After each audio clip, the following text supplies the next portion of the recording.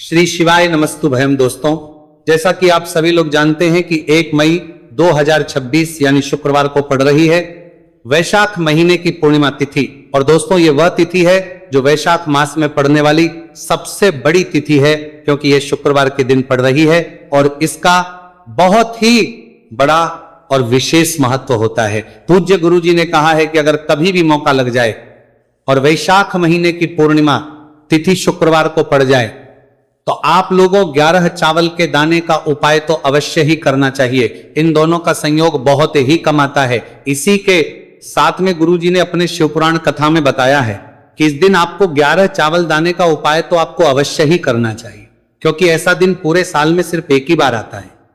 और दोस्तों, आप सभी लोग जानते हो कि शुक्रवार पूर्णिमा तिथि का अगर सबसे बड़ा कोई उपाय है तो वो 11 चावल के दाने वाला उपाय है। तो दोस्तों, इस शुक्रवार पूर्णिमा तिथि के दिन आप लोगों को इस 11 चावल दाने वाले उपाय को जरूर करना है। बहुत सारे लोग होंगे जिन लोगों ने इस उपाय को ना किया हो, मतलब पूरा साल निकल गया, उन्होंने किसी भी दिन इस 11 चावल के दाने वाले उपाय को ना किया हो। पर दोस्तों, आपके पास एक आखिरी मौका बचा हुआ है, जो कि 1 मई शुक्रवार पूर्णिमा तिथि के दिन है। तो इस दिन आप लोगों को इस वाले उपाय को जरूर कर लेना है। भले ही आप पूरे महीने भर इस उपाय को ना किया हो, पर अगर आपने इस वैशाख महीने की पूर्णिमा तिथि के दिन अगर इस वाले उपाय को कर लिया तो आपको इस उपाय को करने का वह फल मिलेगा जिसकी आपने कभी कल्पना भी नहीं करी होगी। इसीलिए आप लोग इस वाले उपाय को एक बार जरूर कर लेना है, ताकि आप लोगों के हाथ से यह मौका ना जा सके और आपको इस उपाय को करने का फल मिल सके। दोस्तों, यह उपाय पंडित जी ने अपनी अभी की ही श्री शिव महापुराण की कथा में बताया है जी। इस उपाय को आज हम आपको बहुत अच्छे से समझाने वाले हैं। इस वीडियो को देखने बाद इस उपाय को समझने के लिए आपको कोई और वीडियो को देखने की जरूरत नहीं पड़ेगी। तो चलिए दोस्तों, उपाय को शुरू करते हैं। देखिए, ये इस वैशाख महीने के शुक्रवार पूर्णिमा तिथि के दिन ये इतना खास होता है, इतना महत्वपूर्ण होता है। देखा गया है कभी कभी बड़े बड़े पूजा पाठ अनुष्ठान से जो मनोकामना पूर्ण नहीं होते, वो वैशाख महीने के शुक्रवार पूर्णिमा तिथि के दिन एक छोटे से उपाय करने से ही आपकी मनोकामना पूर्ण हो जाती है। और बहुत सारे लोग इस उपाय को किया भी है और उनको इस उपाय को करने का फल भी जरूर मिला है। अगर आप लोग भी इस उपाय को करना चाहते हैं तो आप इस उपाय को पहले अच्छे से समझ लेना, सुन लेना, उसके बाद करना। आपको इस उपाय का फल जरूर मिलेगा। और इस उपाय को कर लेने से आपके घर में चाहे किसी भी प्रकार की दुहक और समस्या क्यों ना चल रही हो, आपको उसका कारण भी नहीं पता है कि भाई ये समस्या किसका कारण से चल रही है, उसका भी कुछ कारण हो सकता है, जैसे पितृदोष हो सकता है या किसी भी तरह का मंगल दोष भी हो सकता है। तो इस दिन आप लोगों को यह वाला उपाय कर लेना है। ये एक ऐसा उपाय है जिस उपाय को अगर किसी विशेष दिन पर किया जाए तो भाई उस विशेष दिन का जो है वह तो हमें मिलता ही मिलता है, पर हमने उस दिन पर इस उपाय को किया है तो हमें उससे भी बड़ा फल मिलता है। और फल बहुत जल्दी मिलता है, क्योंकि आप इस उपाय को बहुत ही बड़े और विशेष पर कर रहे हो। तो चलिए अब उपाय के बारे में बात करते हैं, लेकिन उससे पहले आप लोगों को यह जानना आवश्यक है कि आखिर यह उपाय किस समय करना है, किसको करना है और कैसे करना है। तो चलिए हम आगे आपको वीडियो में एक एक करके बता देते हैं। लेकिन उससे पहले अगर आप लोग हमारे चैनल पर पहली बार आए हैं या फिर मेरी आवाज आज पहली बार सुन रहे हैं तो हमारे चैनल को सब्सक्राइब जरूर कर लेना और इस वीडियो को करके कमेंट बॉक्स में श्री शिवाय नमस्तुभयम अलग ओम नमः शिवाय जरूर टाइप कर देना। तो दोस्तों, इस 11 चावल के दाने वाले उपाय को हमें इस शुक्रवार पूर्णिमा तिथि के दिन कैसे करना है, किसको करना है, किस समय करना है और कहां पर करना है, ये सारे सवालों के जवाब आपको इस वीडियो में मिल जाएंगे।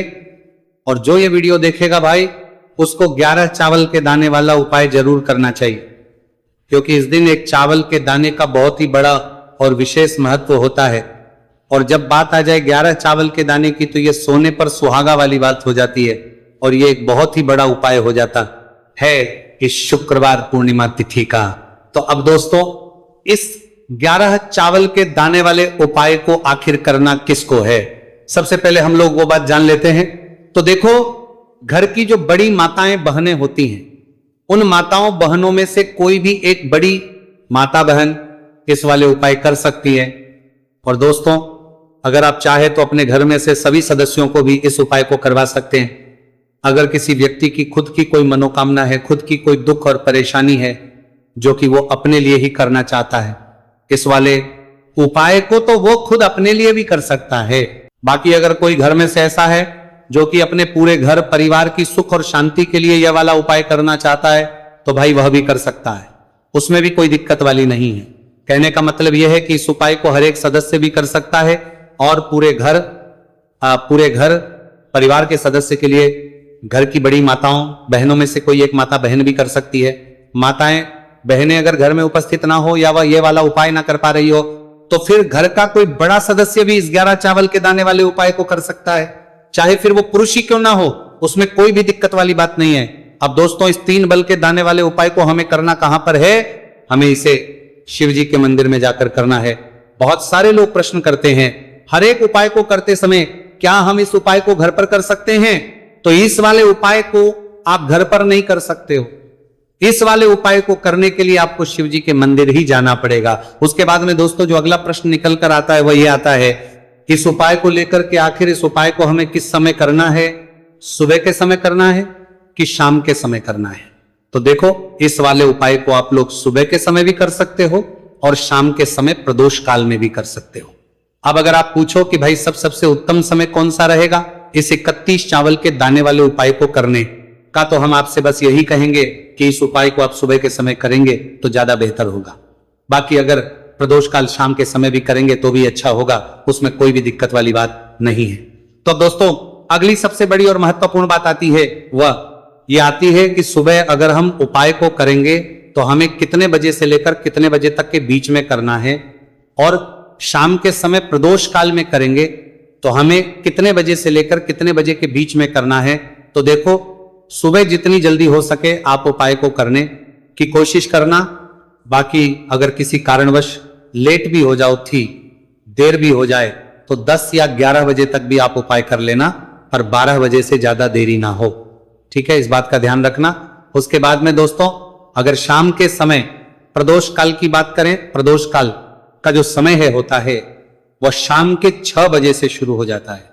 मतलब शाम के 6 बजे से लेकर 7 बजे के बीच का जो समय होता है, यह समय प्रदोष काल का समय होता है। पर अभी जो मौसम चल रहा है, इस मौसम में जो है शाम बहुत देरी से होती है, तो आप इस उपाय को 7 या 8 बजे के बीच में भी कर सकते हो। मतलब शाम के 6 बजे से 8 बजे के बीच में आप कभी भी इस वाले उपाय को कर सकते हो, उसमें कोई भी दिक्कत वाली बात नहीं है। अब दोस्तों, यहां पर इस उपाय को लेकर एक और सबसे बड़ी बात यह निकल कर आती है कि इस 11 चावल के दानों को हमें लेना कहां से होता है, और हमें इस उपाय को करने के साथ में क्या और कुछ भी सामग्री ऐसी होती है जो शिव जी के मंदिर लेकर जानी पड़ रहती है। तो देखो, यहां पर हम आपको बता दें, सबसे पहले आप लोग ये जान लो कि ये जो 3 चावल के दाने वाला उपाय है, सिर्फ और सिर्फ आप उपाय की सामग्री लेकर कभी भी शिव जी के मंदिर मत जाना, क्योंकि हमें भगवान के सामने ये नहीं दर्शाए कि अगर हम भगवान शिव जी के मंदिर आए हैं तो अपने फायदे के लिए आए हैं। तो इसीलिए जो भी पूजन सामग्री है, उपाय सामग्री है 11 चावल के दाने। इसके साथ में आपको पूजन सामग्री भी जरूर लेकर जाना है। देखो, अगर सुबह के समय उपाय कर रहे हो तो सीधी सी बात है, 1 लोटा जल तो आप लेकर जाओगे ही जाओगे। वही 1 लोटा जल अगर मिट्टी का जल हो तो बहुत अच्छा रहेगा। मिट्टी का जल कैसे बना आता है, इसके लिए हमने पहले से बहुत सारी वीडियोस बना दी है आपके पास। इस दिन एक आखिरी मौका रहेगा, मिट्टी का जल शिवजी पर चढ़ने का और उपाय को करने का बहुत बड़ा आपको इस दिन फल मिलेगा। तो इसीलिए इस दिन हो सके तो भाई मिट्टी का जल चढ़ाना, तो अपने साथ में कम से कम 1 लोटा जल तो आपको लेकर जाना ही जाना है। अगर मिट्टी का जल नहीं है तो घर का जल भी आप इस्तेमाल कर सकते हो। इसके अलावा जो भी पूजन सामग्री है, देखो 11 के दाने ये अलग आपके रहेंगे और जो आपकी पूजन सामग्री रहेगी वो अलग रहेगी। पूजन सामग्री में आप जो भी चीज लेकर जाना चाहे वो लेकर जा सकते हैं। एक बेलपत्र भी लेकर जा सकते हैं, उसमें कोई भी दिक्कत वाली बात नहीं है। वहीं अगर हम बात करें शाम के समय की, तो शाम के समय शिवजी पर जल नहीं चढ़ता है, इसलिए शाम के समय आप लोग एक दीपक तैयार कर ले जो कि गोल तीखा आटे का शुद्ध देसी गाय का घी का होगा, है ना। इस बात का आप लोगों को ध्यान करना है। और इस दीपक को आपको घर से जलाकर नहीं लेकर जाना है, भगवान शिवजी के मंदिर में जाकर ही जलाना है। इस बात का भी आप लोगों को ध्यान रखना है। अब दोस्तों, यहां पर हमें इस बात को समझना है कि ये 11 चावल के दाने हमें लेना कहां से है। क्या हमें दुकान से लेकर आना है या हमें अपने घर से लेना है, या कहां से लेकर आना है और कौन से चावल लेना है, क्योंकि चावल भी बहुत प्रकार के होते हैं। तो देखो, इन सभी सवालों के जवाब आप लोग एक बात में सुन लो कि भाई जो उपाय है, इस उपाय में आपको ये नहीं देखना है कि भाई कौन से चावल है कौन से चावल नहीं है। बस जो भी चावल ले रहे हो वो चावल का दाना सबूत होना चाहिए, मतलब साबुत होना चाहिए, टूटा हुआ नहीं होना चाहिए, कटा पीटा नहीं होना चाहिए। यह बात आपको ध्यान रखना है। बाकी आपका चावल बासमती हो या सादा चावल हो या कोई सा भी चावल हो, उसमें कोई भी दिक्कत वाली बात नहीं। तो सीधी सी बात है कि आपके घर के रसोई घर में जहां पर आप बनाते हो, वहां पर जो भी चावल आपके उपस्थित हो, उन चावलों में से अपनी एक कटोरी भर लेना या एक मुट्ठी चावल अलग से निकाल कर रख लेना, क्योंकि हम 11 चावल ही यहां पर इस उपाय में लेने वाले हैं, तो हमें ये चावल के दाने गिनकर निकालने पड़ेंगे। इस बात का आप लोगों को ध्यान रखना है। तो अपने उस चावल की कटोरी में से या चावल में से 11 ऐसे चावल के दाने आप लोग निकाल लो जो कि टूटे हुए ना हो, कटे पीटे ना हो, कोई दाग ना लगा हुआ हो, है ना। अच्छे साबुत चावल के दाने 31 दाने आप लोग निकाल कर रख लो और इन्हें किसी भी एक कागज की पड़िया में या किसी एक छोटी सी कटोरी में आप लोग रख लो, ताकि ये सुरक्षित रहे, आपके एक भी चावल का दाना इधर उधर ना हो और आपका उपाय भी पूरा अच्छे से हो जाए। तो भाई जैसे ही आपका उपाय की जो सामग्री है 11 चावल के दाने ये तैयार हो जाते हैं, उसके बाद में आपको जो भी अपनी पूजन सामग्री है, सुबह समय कर रहे हो तो 1 लोटा जल और 1 बेलपत्र या पूजन सामग्री जो लेकर जाना चाहो उसकी भी तैयारी कर लेना। और शाम के समय जा रहे हो तो भाई अपना जो दीपक है उसे तैयार कर लेना, ठीक है। और उपाय को करते समय शुद्धता का विशेष रूप से ध्यान रखना, ठीक है। सुबह सुबह स्नान करने के बाद ही उपाय को करने की आप लोग तैयारी करना। उसके बाद अगर शाम के समय की बात करें तो शाम के समय आपको स्नान करने की जरूरत नहीं है, पर शुद्धता ध्यान रखना है। आपको स्नान तो नहीं करेंगे, आप हाथ मुंह धोकर भी इस वाले उपाय को शाम के समय प्रदोष काल में कर सकते हैं, इसमें कोई दिक्कत वाली बात नहीं है। तो आप अपने उपाय की पूरी सामग्री तैयार करके आपके पास ही में जो आपका शिव मंदिर हो वहां पर पहुंच जाइए। सबसे पहले शिव मंदिर में जाकर आप लोगों को उपाय नहीं करना है, पहले भगवान के दर्शन करना है, भगवान से आशीर्वाद प्राप्त करना है, फिर शिव जी की शिवलिंग के पास में आना है। शिवलिंग के पास में आने के बाद जो पूजन सामग्री लेकर आए हुए हैं, जैसे कि सुबह गए हुए होंगे तो 1 लोटा जल, और जो भी पूजन सामग्री लेकर आए हैं आप उनसे भगवान शिव जी की पूजन कीजिए। सबसे पहले तो 1 लोटा जल ही चढ़ेगा, फिर आपको 1 बेलपत्र श्री शिवाय नमस्तु भयम का जाप करते हुए शिवलिंग पर चढ़ा देना है। उसके बाद में आपकी पूजन सामग्री चढ़ेगी।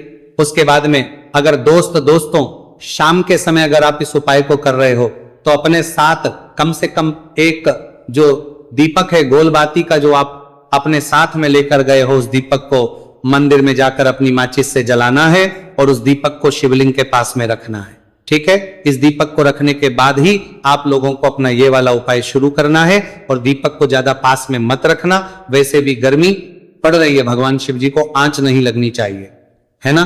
तो भाई जैसे ही आपकी पूजा अर्चना हो जाती है, आप भगवान शिव जी को प्रसन्न कर लेते हैं, उसके बाद शिवलिंग के पास ही में आप कहीं पर बैठ जाइए सामने, या आसपास जिस जगह पर आपको बैठना हो वहां पर बैठ जाइए और अपने वो 11 चावल के दाने अपने सामने निकाल कर रख लीजिए, क्योंकि अब यहां पर उपाय को यहां पर करने की आपको तैयारी करना है। और इस तरीके से जब आप उपाय करेंगे, पूजन सामग्री करने के बाद, पूजन अर्चना करने के बाद, तो आपको उपाय का फल बहुत जल्दी और बहुत होकर मिलेगा। तो अपने चावल के अपने सामने निकाल कर रख लेना। और ये जो उपाय है ये आपकी सीधे हाथ की हथेली से होगा, इसीलिए इस बात का भी विशेष रूप से ध्यान रखना है। तो सीधे हाथ की हथेली का प्रयोग करके ही आप लोग अपना इस वाले उपाय को करना। अपने सामने जो भी आपके कागज की पुड़िया है उसको खोलकर रख लो, या कटोरी है तो भाई उसे अपने सामने रख लो और अपने वो 11 चावल के दाने निकाल लो, ठीक है। उसके बाद में दोस्तों अब आपको क्या करना है कि शिवलिंग आपके सामने होगी, तो आपने वो 11 चावल के दाने एक एक करके जहां पर आपने बेलपत्र चढ़ाए हैं आपको शिव जी के शिवलिंग के ऊपर चढ़ाना है। कहां पर चढ़ाना है? शिवलिंग के ऊपर चढ़ाना है, और कहीं पर भी नहीं चढ़ाना है, आपको अपने हथेली से तो शिवलिंग के ऊपर चढ़ाना है। भले ही फिर वो अपने आप जलाधारी पर गिर जाए, ये मतलब वहीं पर गिर जाए, उसमें कोई दिक्कत वाली बात नहीं है, पर आप चढ़ाओ शिवलिंग के ऊपर। तो आपको क्या करना है? अपना पहला चावल का दाना उठाना है, श्री शिवाय नमस्तु भयम बोलना है और शिवलिंग पर चढ़ देना है। इसी तरीके दूसरा चावल का दाना उठा है, शिवलिंग पर चढ़ना है और मंत्र बोल देना है, और फिर तीसरा चावल का दाना उठाना है, श्री शिवाय नमस्तु भयम बोलना है और चढ़ देना है। और इसी प्रकार से आपको पूरे 11 चावल के दाने एक एक करके शिव जी के शिवलिंग के ऊपर चढ़ाना है और भगवान से प्रार्थना करते जाना है। मतलब प्रार्थना तो आपको आखिरी में करना है, पर हर एक चावल के दाने को चढ़ाते समय श्री शिवाय नमस्तु भयम जरूर बोलना है। उसके में ये चावल का दाना शिवलिंग के ऊपर आपको चढ़ाना है। जैसे ही आपके 11 चावल के दाने शिवलिंग के ऊपर चढ़ते हैं तो भाई उसके बाद में आपको क्या करना है, भगवान से अपनी मनोकामना बोलना है। मनोकामना भी कब बोलना है, जब आपका 11 चावल का दाना आपके सीधे हाथ की हथेली में हो और आप उसे चढ़ाने के लिए जा रहे हो। श्री शिवाय नमस्तु भयम बोलकर उस आखिरी चावल के दाने को शिवलिंग के ऊपर चढ़ा देना। भगवान से फिर अपनी वह मनोकामना बोल देना, जिस मनोकामना के लिए आप लोग अपना यह वाला उपाय कर रहे हो, जिस भी दुहक और परेशानी के लिए आप लोग अपना यह वाला उपाय कर रहे हो, उसके बाद में जैसे ही आप अपनी मनोकामना बोल देते हो, आपका यह वाला उपाय पूरा हो जाता है। पर दोस्तों, उपाय को करने के बाद आप लोगों को 2 मिनट भगवान शिव जी के मंत्र का जाप जरूर करना है। और मंत्र का जाप करने के बाद भगवान से एक और बार करना है अपनी मनोकामना के लिए या अपनी जो भी दुख और परेशानी है उसके लिए। इसके बाद में आप लोग भगवान को देखकर, भगवान से प्रार्थना करके, उनसे आशीर्वाद लेकर वहां से उठ सकते हैं और अपने घर पर जा सकते हैं। बस दोस्तों, यहाँ पर ये वाला उपाय पूरा हो जाता है। इस तरीके से जो भी व्यक्ति छोटी छोटी छींक का ध्यान रखते हुए इस 11 चावल के दाने वाले उपाय को करेगा, निश्चित सी बात है उससे उसकी मनोकामना पूरी होगी और जो भी दुख और परेशानी है वह भी बहुत ही जल्दी दूर होंगे। तो दोस्तों, ये थे पूज्य गुरुजी द्वारा बताए गए कुछ बहुत ही खास उपाय। अगर आपको जानकारी अच्छी लगी हो तो वीडियो लाइक करिएगा। मिलते हैं फिर एक नए वीडियो के साथ। श्री शिवाय नमस्तु भयम।